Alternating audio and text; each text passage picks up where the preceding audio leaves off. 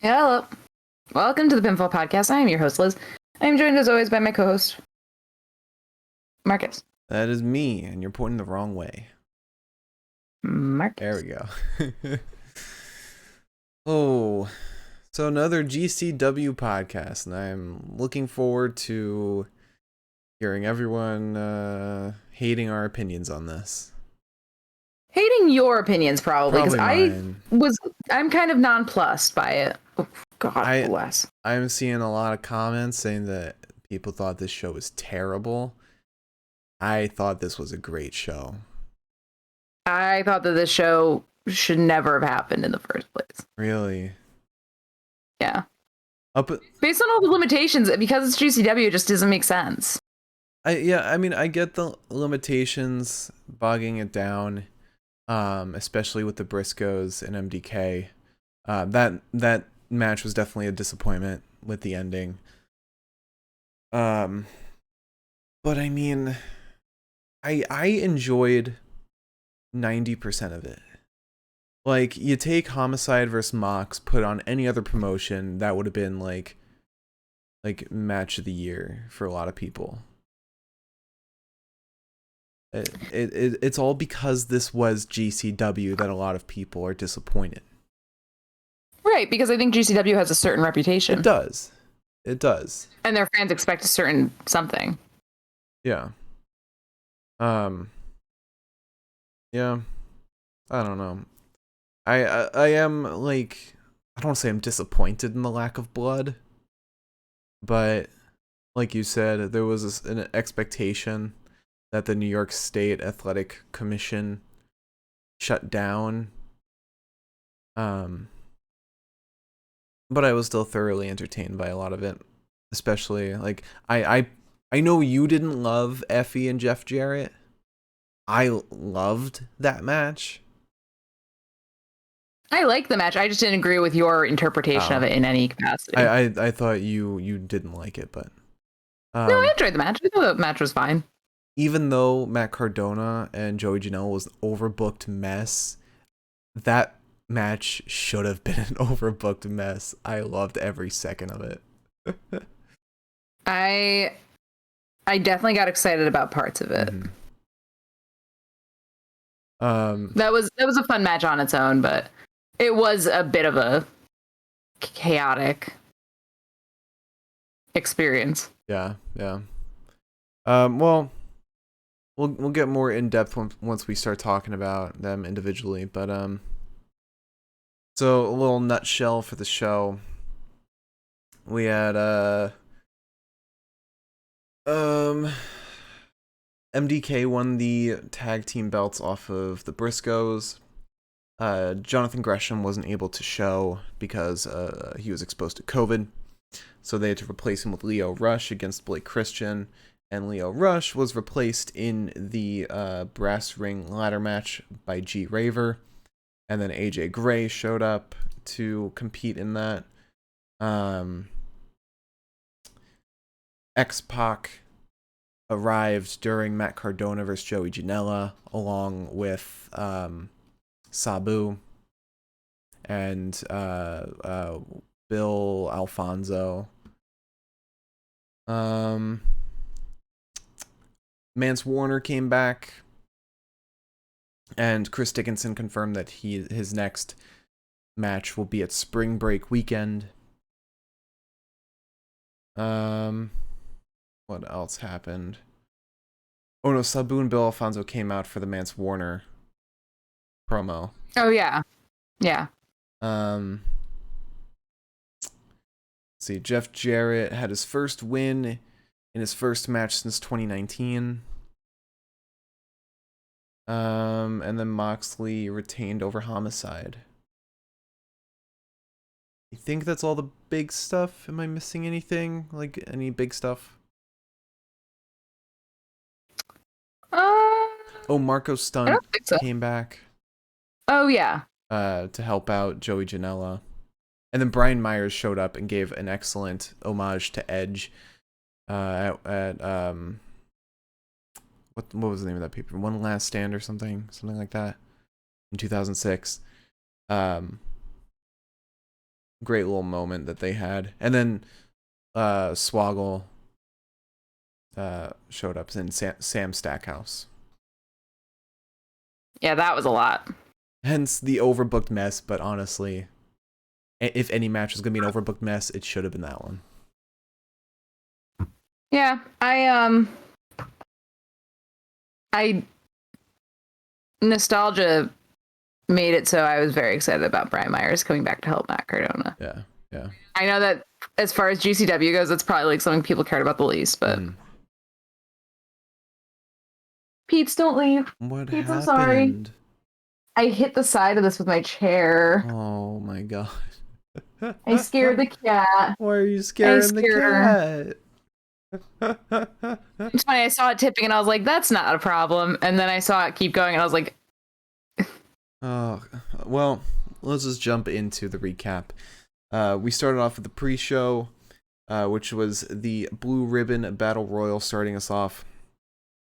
I don't know every name in this. I don't even know of the name of the guy who won it. Do you remember his name? Well, yeah, I took notes on it. I mean, did you Big Vin. Big Vin, okay. I wrote something completely different. What did you write? I wrote Big Fucking Vince. But they said his name was Vince. I think they said they may have, but I know that they were calling him Vin at one point. Okay. Yeah, so I took notes as best you can take notes on a battle royale where you don't know half the people. Dark Sheik got this really cool move actually right in the beginning where she like stomped Pero down, like got up on his shoulders and like pushed him down. I was like, he's a big guy. And Dark Sheik is a small woman. Yeah. The physics. Steve Scott got eliminated by Psycho Clown, and then maybe some guy named Brandon Cook got eliminated. Then there was a wrestler whose name I forgot. I didn't know what his name was. Who had no legs. Oh, I forget his name. Which was wild to see. Yeah. Cole Radrick ends up getting sent out. Charles Mason goes to Hurricane Rana, Psycho Clown, but Psycho Clown turns it into a powerbomb, which was really fucking cool. Hoodfoot got eliminated by Dark Sheik, then Dark Sheik got eliminated. Psycho Clown got eliminated, Juicy Finale got eliminated, Dustin Thomas, and at that point it was just okay, so at that point it was just Charles Mason, Lufisto, Pero, and I think somebody else, and Thunder Rosa. Oh. Who that was part of it. Because Thunder Rosa came out.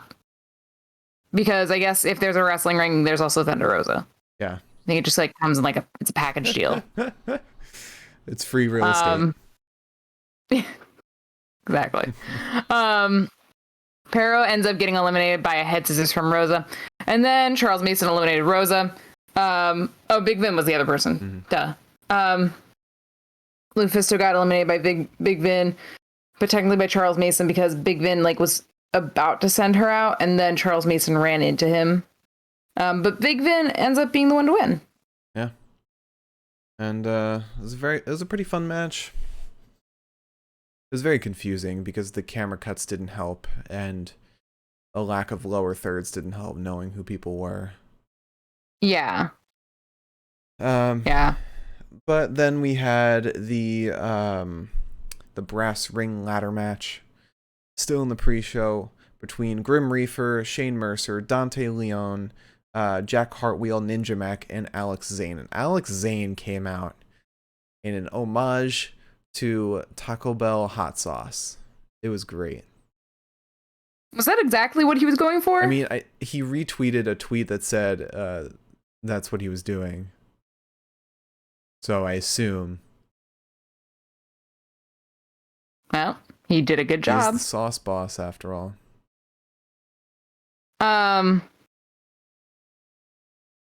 This was a fun match. I like this match a lot, actually. Yeah.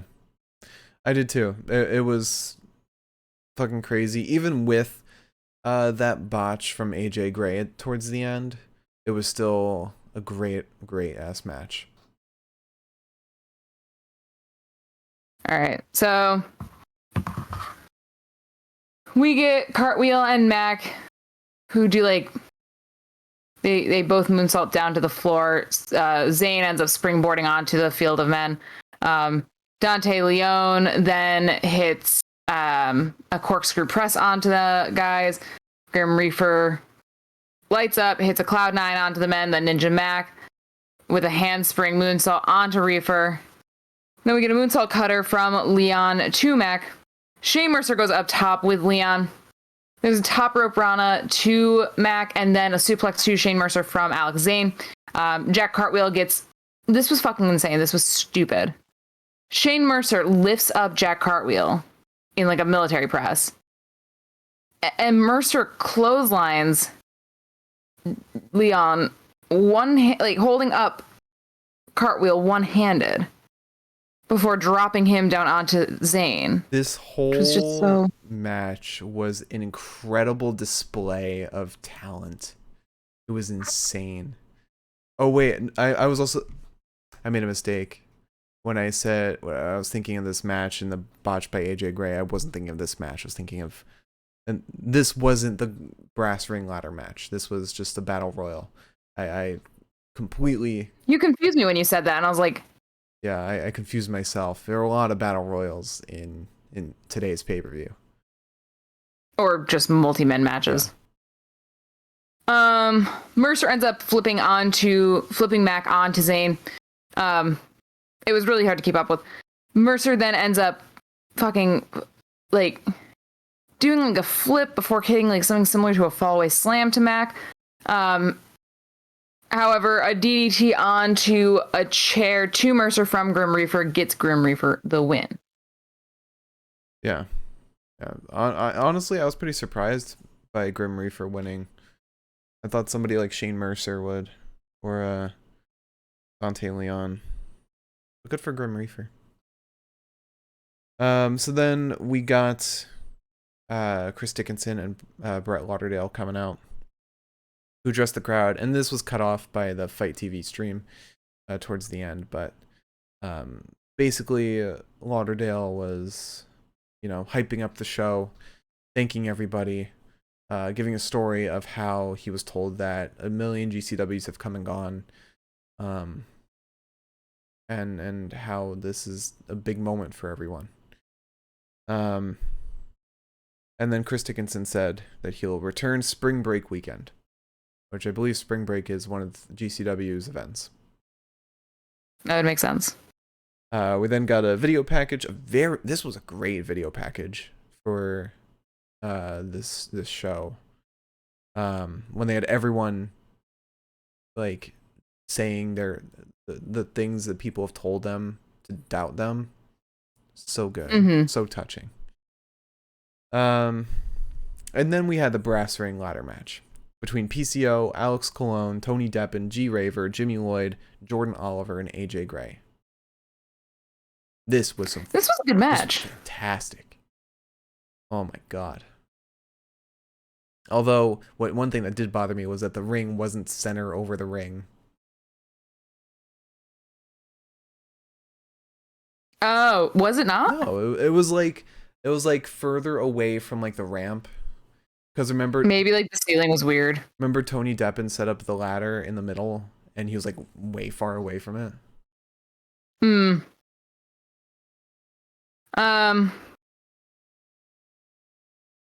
Yeah, so Tony is kind of first to be chased with a ladder that was held by Lloyd and Gray. Ends up dropkicking it, sending both Jimmy Lloyd and AJ Gray flying. AJ Gray starts facing off with Tony. He ends up powerbombing Deppen into a ladder. G Raver then throws a ladder at an ascending AJ Gray, which was the funniest fucking thing. Because then he tosses the ladder at PCO, and I was like, I guess that's one way to use it. Like, I guess. PCO hits a Doomsday device with a ladder to G Raver, assisted by Cologne. Jordan Oliver ends up drop kicking a ladder, holding PCO and Cologne. He also gets a spinning sort of drop onto Lloyd, which like sort of like a package driver, I think was what it was kind of close to, which was apparently a tribute to Jimmy Rave. Then we spend like 5 years ringside with a lot of people just like diving off of different things onto like the whole field of men, which was a bit exhausting. Tony ends up trying to beat PCO to the top of the ladder. A cutter, however, from Oliver to Deppen takes him off. What was that? Oliver hits a muscle buster. You just looked away like there was something suspicious.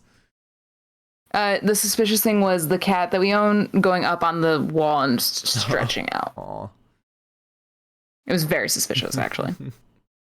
Oliver hits a muscle buster into a ladder, or is muscle busted into a ladder from PCO. Cologne and PCO are facing off. PCO goes over a chair. Cologne then double stomps PCO off of a ladder. PCO is over, laying over a chair. Cologne double stomps him. It looks actually quite gentle. Cologne is then placed over 2 chairs. G-Raver puts a ladder on top of him. It's super precarious and it doesn't work out very well for a while. And then G-Raver sentons onto him off of another ladder. Looked fucking painful. Jimmy Lloyd, I believe, hits Jordan Oliver with a razor's edge onto a ladder set up ringside. Gray.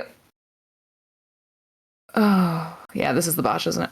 Gray goes up top on a ladder that is set up on the ringside, not the ringside, sorry, the apron. No. Which is already... It was on ringside, but it was just so damn tall.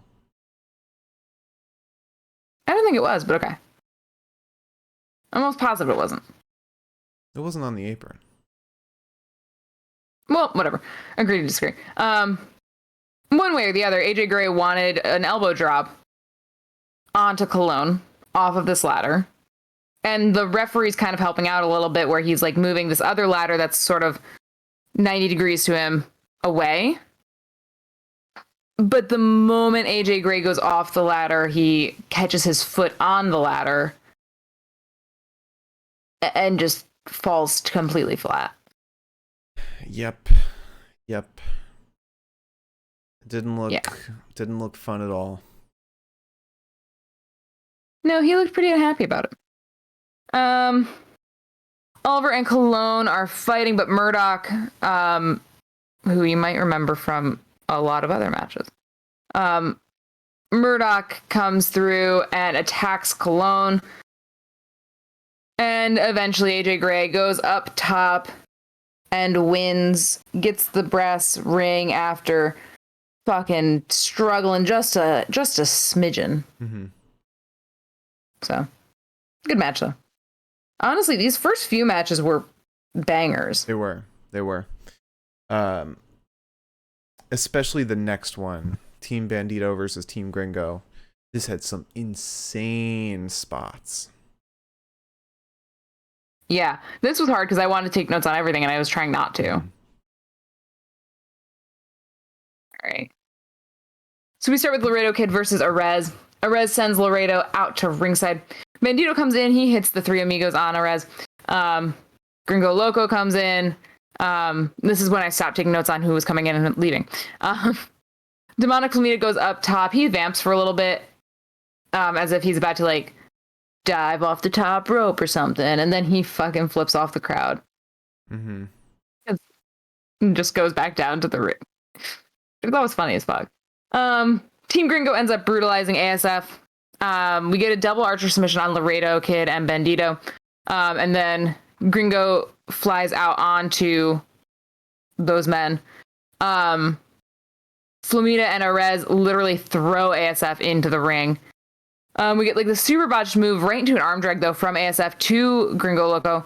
And then a tiger driver from Demonic Flamita to ASF. Team Bandito hits some stereo head scissors to Team Gringo.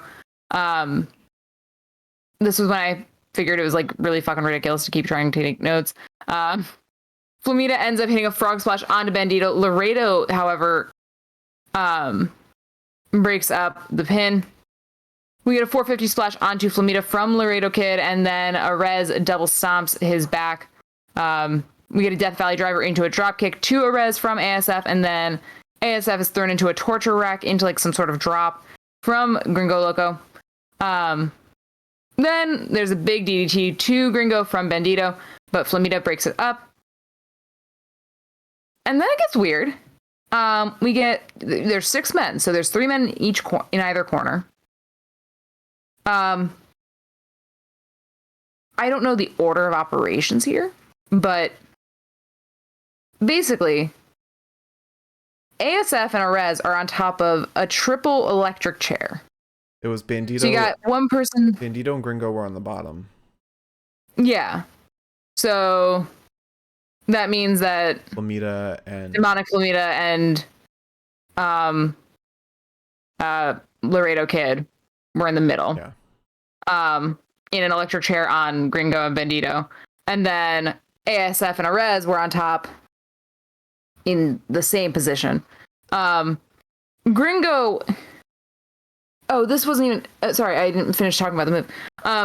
ASF then gets up on the shoulders of whoever the fuck is below him, and suplexes no. Orez off of the top of this whole thing. It wasn't a suplex. It was a Mexican destroyer.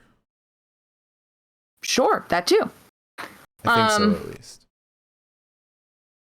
Then Gringo Loco hits a Spanish fly to Bandito.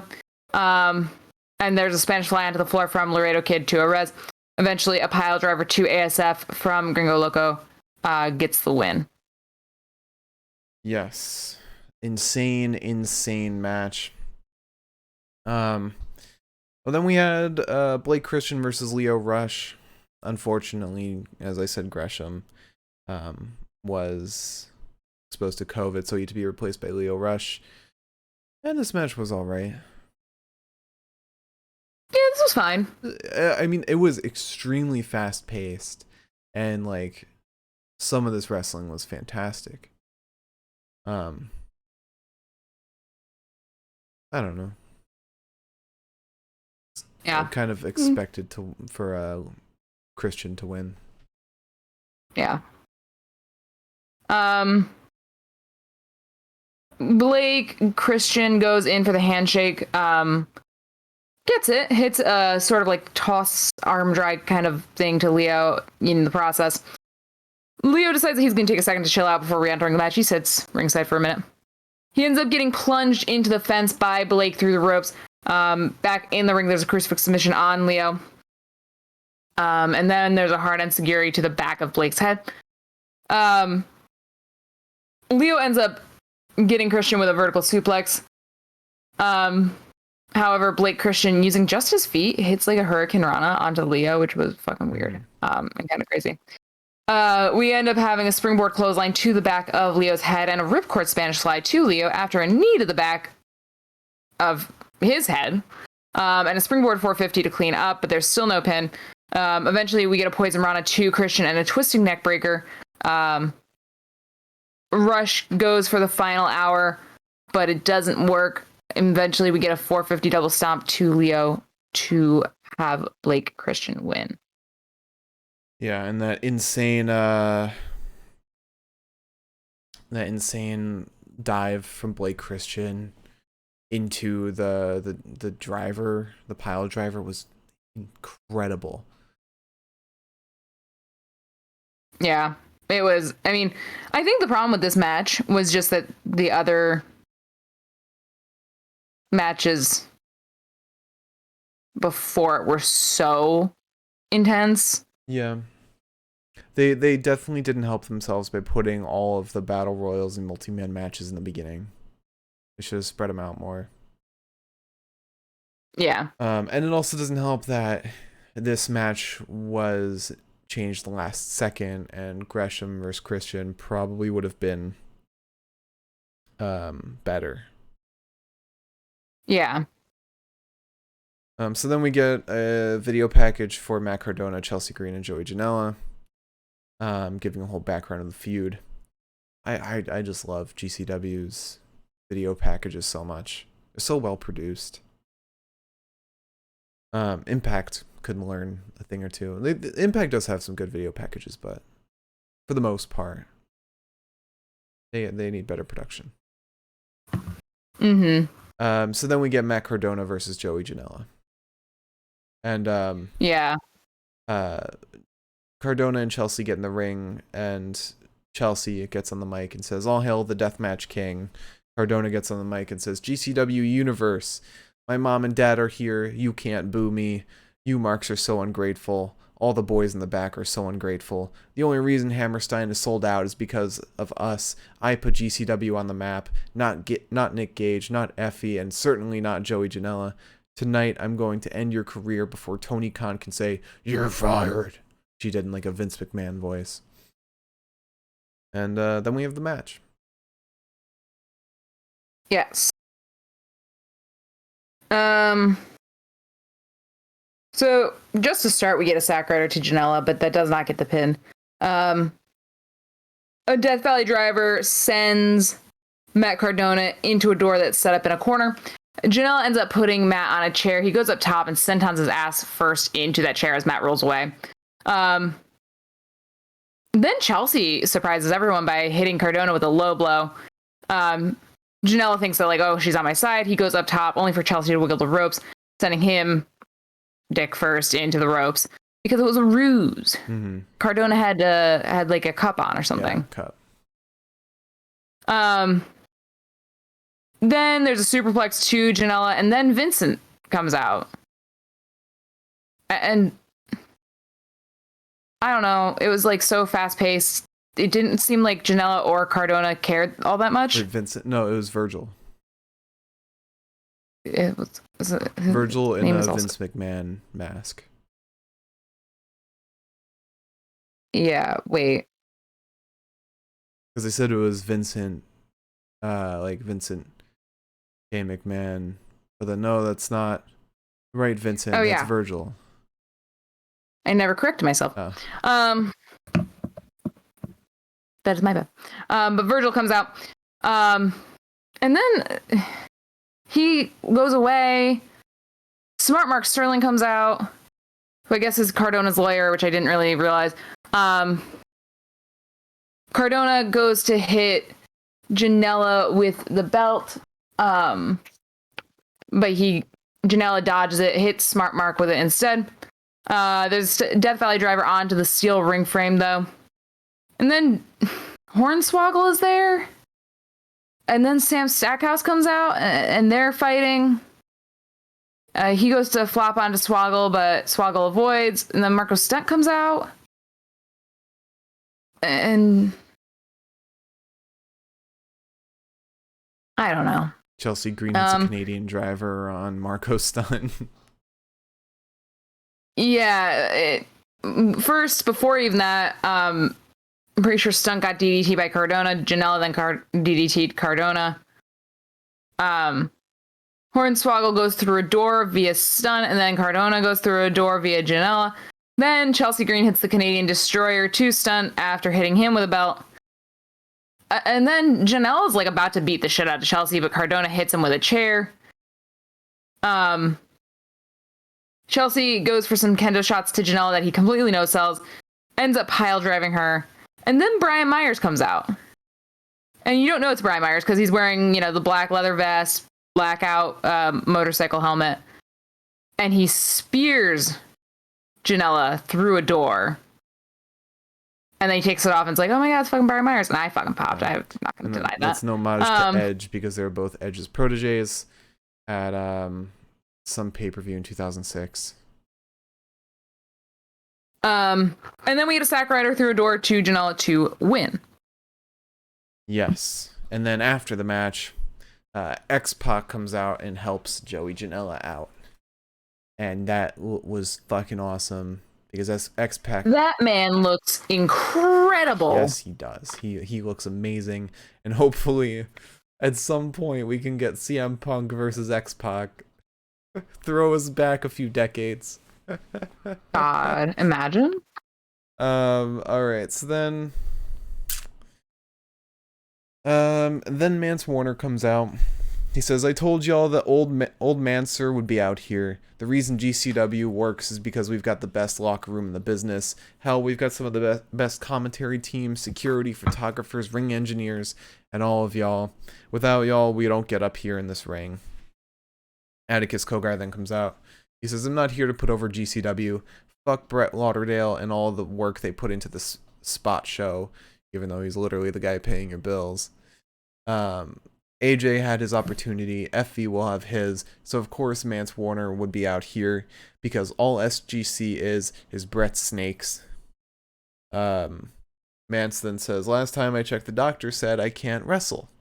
But he never said anything about beating a punk bitch's ass." A fight breaks out. Matthew Justice comes out and spears Atticus. But then 440 comes out to help Atticus. The lights then go out.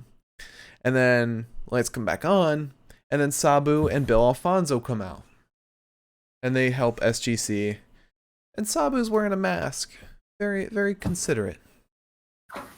Very nice of him. Dude, if I were in there, I'd also want to wear a mask. Yeah, me too.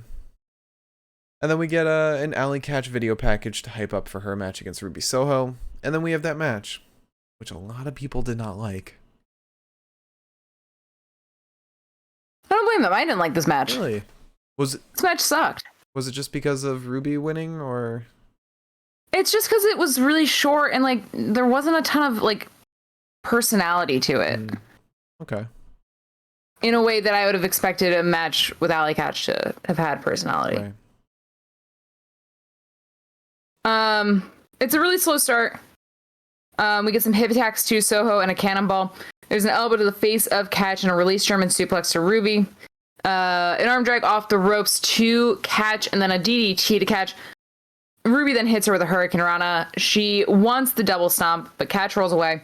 Ends up hitting a pile driver onto Soho. Allie goes for a superplex, but Ruby blocks. Soho ends up slipping down. She wants the power bomb, but she can't get it. Soho then wants the superplex. She can't get it, and then Catch tries to pile drive Ruby, but Ruby ends up pulling her off the top rope, hitting her with a no future, and that's it. That's the match. Yeah. It was very short.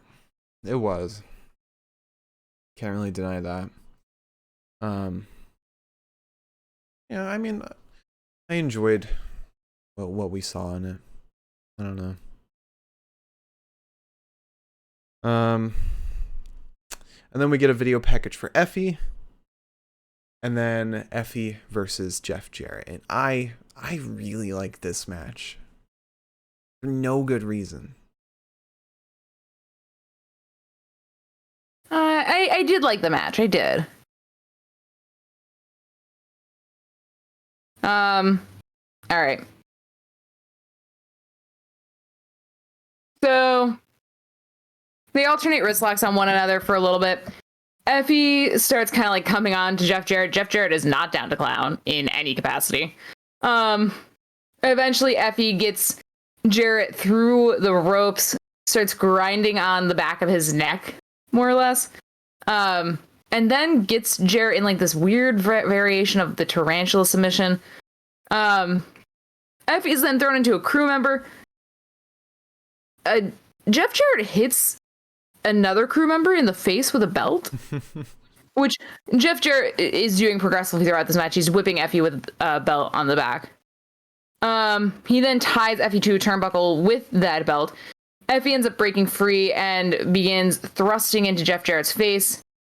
He hits the under the rainbow and then a blockbuster to Jarrett, but Jarrett moves out of the way, sending Effie onto his back. Effie goes for a low blow to Jarrett before Jarrett can get his guitar, rips off his tights, and starts tearing at Jeff Jarrett with them. However, Jeff still gets his guitar, hits Effie in the head with it, beating him. Literally, he wins. Yeah. Kind of shocking for Jeff Jarrett to win. But he's a legend. Like, I guess if you're gonna have a pay-per-view where Effie, Allie, and like, if you're gonna have like these big names for and like Janella, if you're gonna have like these big names for the company lose, maybe choose one of them to win. yeah. I don't think that it was the best to have all these big guys like lose and like in your celebration of GCW show. You know? Yeah. Yeah. Probably the best route would have been to have Effie win. And they had MDK beat the Briscoes to wrap up the show. But that was barely a match. Yeah. Yeah. Well, then we get the GCW World Championship match. Jon Moxley versus Homicide. A lot of people, like, the crowd was dead silent for this match. I thought this was great. Yeah, I was confused to the crowd reaction to this. They're probably all expecting blood, not knowing, like, the restrictions. Honestly, I think GCW should have been more open about that. Yeah, they should have. And they should have also said that Jonathan Gresham wasn't going to be in the match earlier. Yeah. Or made more of a comment about it earlier. Yeah. Or when they knew. Mm-hmm. So yeah, we get to start the match. Homicide mocks Moxley. Which I thought was really funny. He then bites Mox's ear after Mox misses some double axe handles. Homicide gets sent into the ring post. Moxley starts stomping on the hand of Homicide. Mox gets sent out of the ring. Homicide hits the cannonball to ringside. Fails to get the cop killer. Eventually Moxley gets a German suplex to Homicide and then another to Moxley. And Moxley at this point is like ready for murder. Then Mox gets the paradigm shift to Homicide. It's not enough to get the pin, though. They didn't know the name of the paradigm shift. Yeah, that was weird. It was Dave Praise, actually. You would think that he would know. Yeah, and he does it multiple times, and every time they said a double hammerlock DDT. Yeah. Yeah. I don't know. But at this point, Homicide is missing a tooth. Yeah.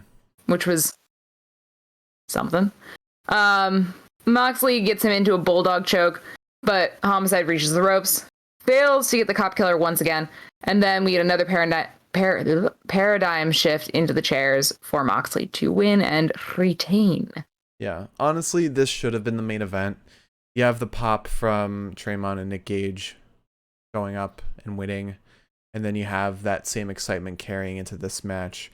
People are already, like, energized. Have them sit through a fucking classic and have this go until the very end. Yes, but also at the same time, because of how stunted the tag match was time-wise, maybe it also wouldn't have been the best option. Yeah, he should have cut out a match.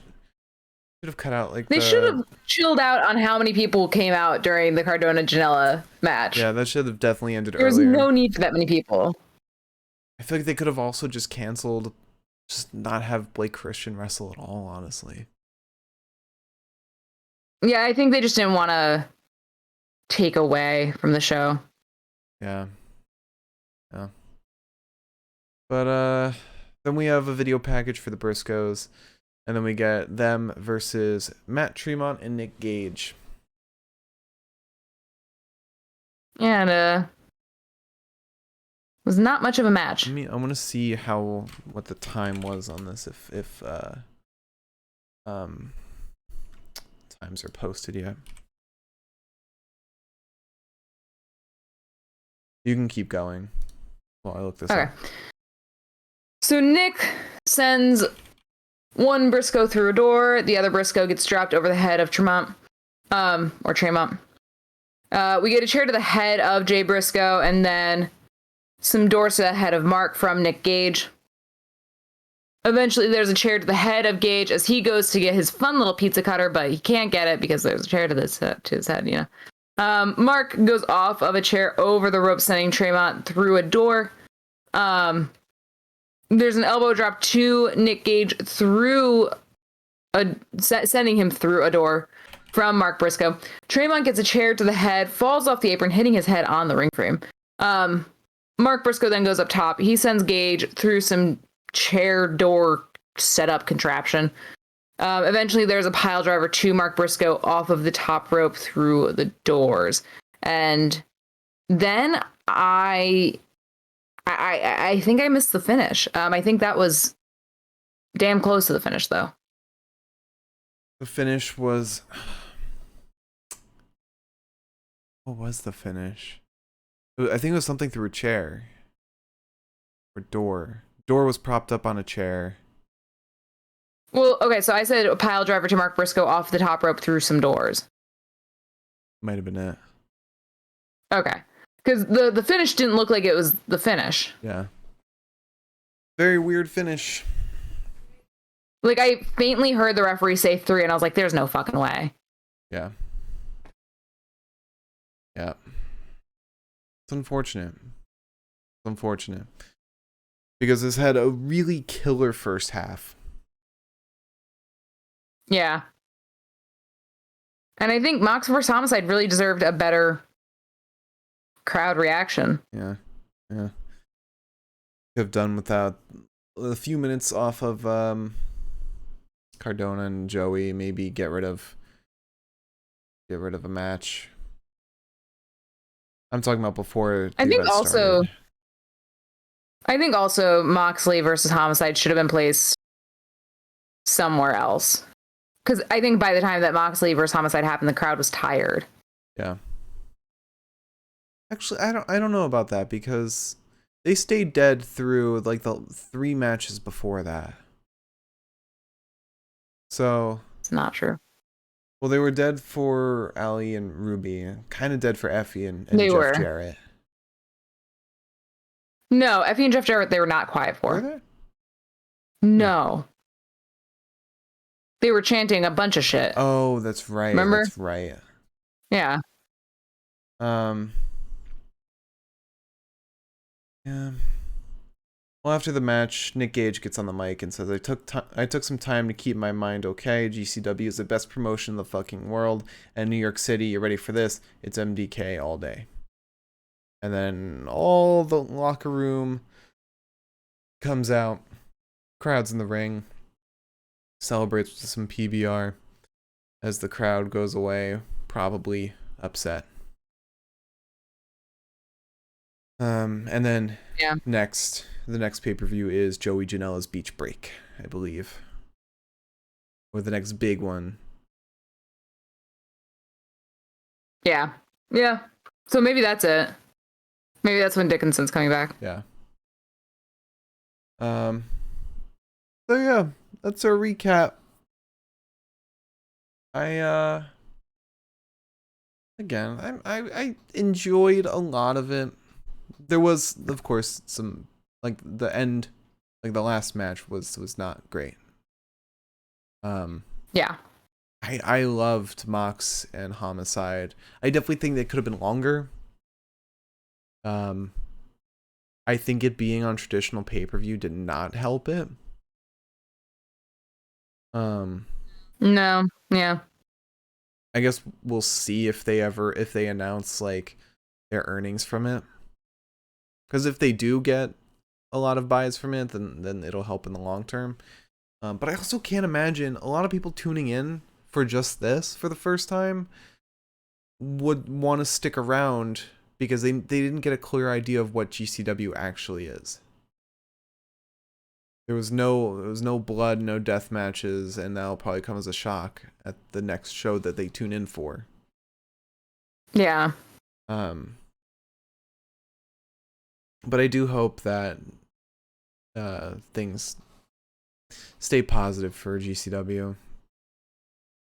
Yeah, I think the thing is that they just like hyped up the show so much. Yeah. All right, you want to talk about the bests of the night? Yeah, sure. I never changed the fucking sign. Oh.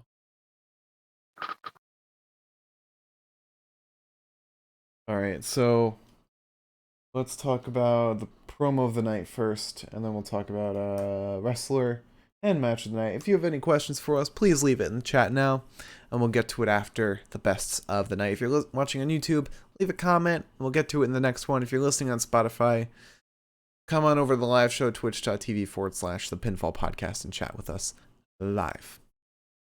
All right, so I guess we shouldn't do promo of the night. It's not really anything to really talk about. Let's do wrestler of the night. Okay.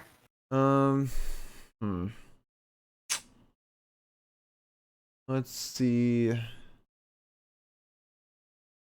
I think I know who I would choose. I'm gonna give you 3 options. You got Bandito, Jordan Oliver, and ASF. Unless you can add a 4th choice. I was gonna add Effie. Okay. But out of like, is he your pick? I don't know. There were so many wrestlers. I would say actually maybe ASF. ASF? Yeah, ASF did a lot of crazy shit and took a lot of bumps. He did. I'll go with that. I'll go with ASF. Hell yeah. Alright, so now we go to the best match of the night, and as always, we go from the worst match to the best match, and talk about which one will be the match of the night. So, worst match of the night. I didn't think the Briscoes match was the worst match of the night, funny enough. I thought the worst match was the PBR Blue Ribbon Battle Royal. Shit Really? was so chaotic. I couldn't tell who was who. I couldn't tell who got eliminated. I couldn't tell who was coming out. Camera didn't help at all. And then, yeah, I don't know. I just was not invested in this. I'm glad it was on the pre-show and like not anywhere else, because I had 0 interest in it until Thunder Rosa came out. Okay.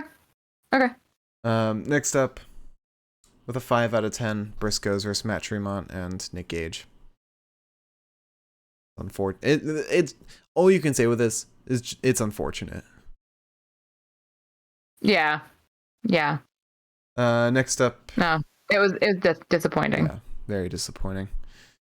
Especially like by that point, everyone was like, "Yes, here's all the blood, here's all the violence, and all that." Yeah. I'm kind of glad that it was a shorter match, because I don't think I would have like understood a Nick Gage match without blood. Yeah. So next up, 5 out of 10, Matt Cardona versus Joey Janella.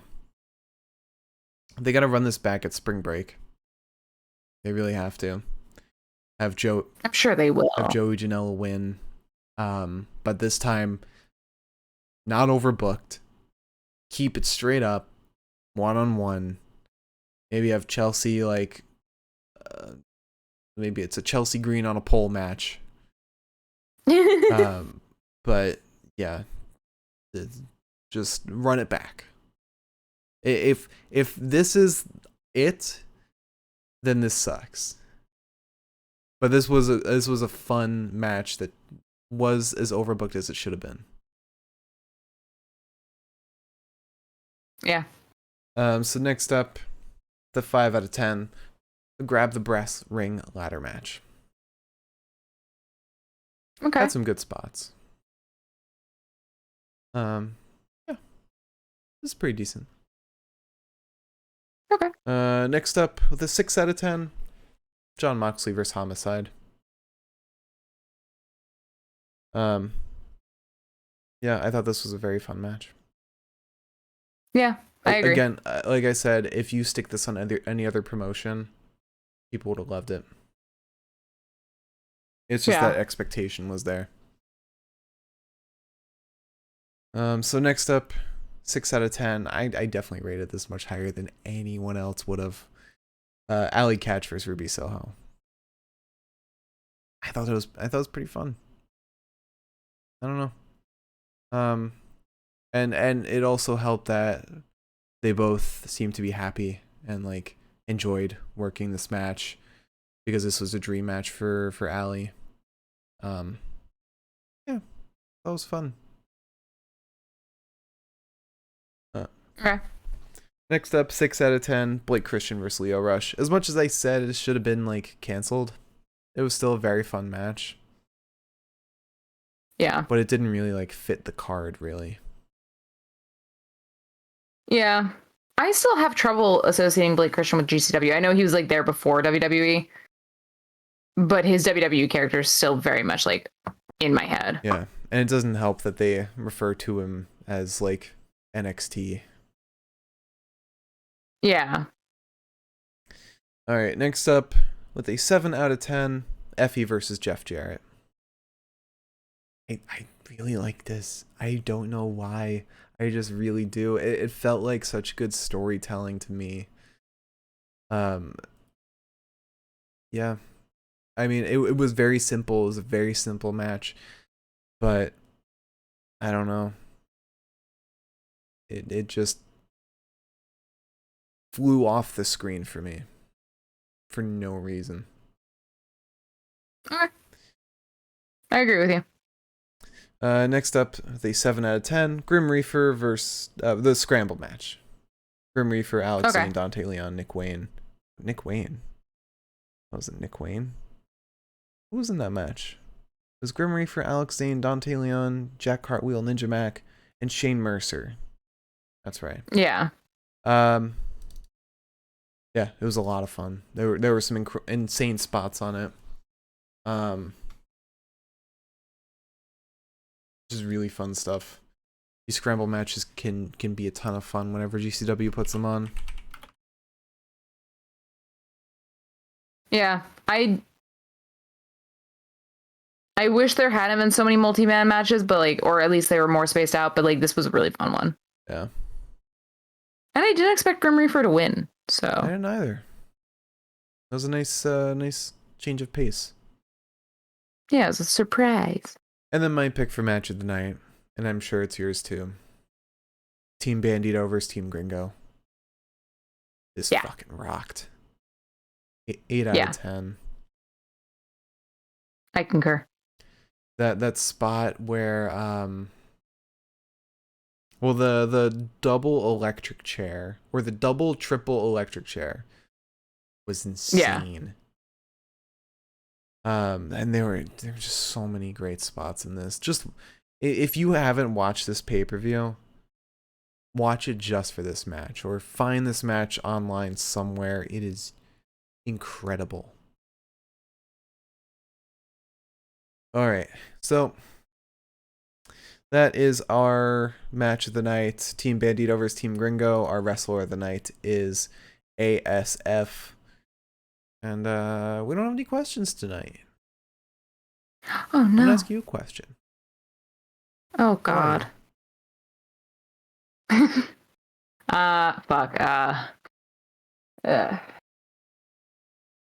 I'm good. Good. We should just say this since it's Sunday. We will be doing the Royal Rumble as our Sunday, I guess our weekend show next weekend. That'll be on Saturday instead of Sunday. It'll be a regular post show, not a live watch along. But yeah, it'll be a lot of fun. Saturday, right after Royal Rumble's over. Tomorrow, we are not doing our Elimination Chamber. I thought we were, because what we were going to do is not happening. I didn't know it's confirmed to not be happening. I'm pretty much positive. Well, okay, as of right now, our Elimination Chamber pay-per-view in 2K20 is happening tomorrow night. Follow us on Twitter at Pinfall Podcast to keep in the know on whether or not it's happening. If anything changes. If it is changed, then we'll just be doing it on Tuesday, where our normal slot for 2K20 would be.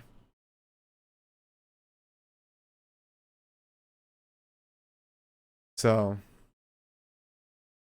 yeah. Tomorrow, Elimination Chamber pay-per-view. Not really a pay-per-view. Tuesday, 2K20 regular show. Wednesday, Dynamite post-show. Thursday, Impact post-show. And we'll be back on Saturday for Royal Rumble. Hell yeah. So, Liz, would you like to close out the show? I suppose. If you join us tonight, thank you so much. And if you join us in the future, thank you so much. We appreciate you. Please tune in tomorrow, probably, for our 2K20 Elimination Chamber stream. That's all I have to say. We've got a great card lined up. Main event's obviously the Elimination Chamber. House of Black versus 3 wrestlers in the PCW. And then who was your main event? Is it the women's match? I don't even know who your women's champion is. Do you know? It's Charlotte. Charlotte versus China? Is that my main event? Let me look it up right now.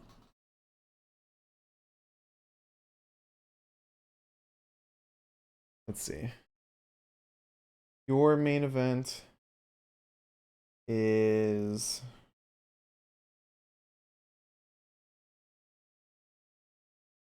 Charlotte Flair versus Lita. Oh. You didn't know that? And my main event is Shayna Baszler versus Ember Moon with oh wow. Did not stick didn't stick a world title match in there. That's interesting. Oh wow. Alright, so thank you all for watching. Follow and subscribe. Our Twitter is @Pinfall Podcast. So YouTube is the Pinfall Podcast. I should just make a fucking graphic up here that just says all our shit. But thank you all for watching. YouTube, Spotify, Twitch. It's all the Pinfall Podcast. I'm at the Mark Cameron. Liz is at Eli's at Elaine23. And we'll see you all tomorrow for our Elimination Chamber here on twitch.tv/the Pinfall Podcast. Join us. It'll be a great time. A lot of fun. Thank you all for watching. Have a great rest of your night.